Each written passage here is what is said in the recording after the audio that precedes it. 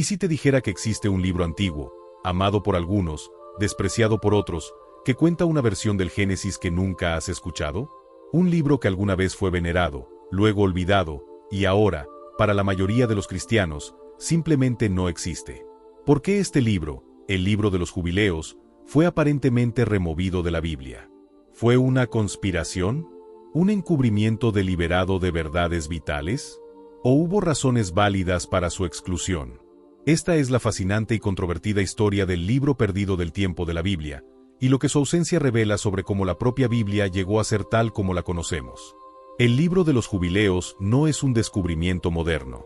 Es un texto judío antiguo, escrito originalmente alrededor del 160 al 150 AC. Durante casi 2000 años, fue considerado un libro perdido para la mayor parte del mundo. Pero no se perdió para todos. Sobrevivió, en su totalidad, dentro del canon de la Iglesia Ortodoxa Tewahedo-Etíope, donde todavía es considerado escritura inspirada hasta el día de hoy. También se encontraron fragmentos entre los rollos del Mar Muerto, lo que confirma su antigüedad y su uso generalizado en las antiguas comunidades judías. Entonces, ¿qué es? Jubileos vuelve a contar la historia del Génesis y parte del Éxodo, desde la creación hasta que Moisés recibe la ley en el monte Sinaí. Pero no es solo una simple narración. Añade detalles fascinantes, expande narrativas familiares e introduce conceptos teológicos únicos. Por ejemplo, Jubileos ofrece una cronología exacta de la historia, dividida en semanas de años y jubileos, periodos de 49 años, afirmando que toda la historia, pasada y futura, le es revelada a Moisés en el monte Sinaí por un ángel de la presencia. También revela los nombres de las esposas de muchos patriarcas bíblicos, elabora sobre la caída de los ángeles, que lo vincula directamente con el diluvio, y da un relato mucho más detallado del pacto con Noé. Incluso describe un calendario preciso de 364 días para las observancias religiosas, lo que contrasta con el calendario lunar utilizado por la mayoría de los judíos. Con tantos detalles, ¿por qué fue excluido de las Biblias que la mayoría de nosotros leemos hoy? Esta no es una pregunta simple, y la respuesta no es una única conspiración, sino un complejo proceso histórico y teológico conocido como canonización. Hay tres razones principales a menudo citadas para su exclusión del canon judío y posteriormente, cristiano. Razón 1. Su calendario estricto y sectario. Jubileos pone un enorme énfasis en un calendario solar muy específico de 364 días para todas las fiestas religiosas, contrastando fuertemente con el calendario basado en la luna que se volvió normativo para el judaísmo dominante.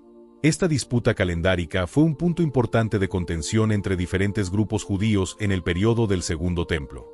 A medida que el judaísmo rabínico se estandarizó después de la destrucción del templo, los textos que promovían calendarios divergentes a menudo fueron vistos con recelo. Se consideraba que abogaba por una visión sectaria en lugar de una universal. Razón 2. Su naturaleza pseudopigráfica. El libro afirma ser una revelación dada a Moisés en el monte Sinaí, dictada por un ángel. Sin embargo, claramente no fue escrito por Moisés.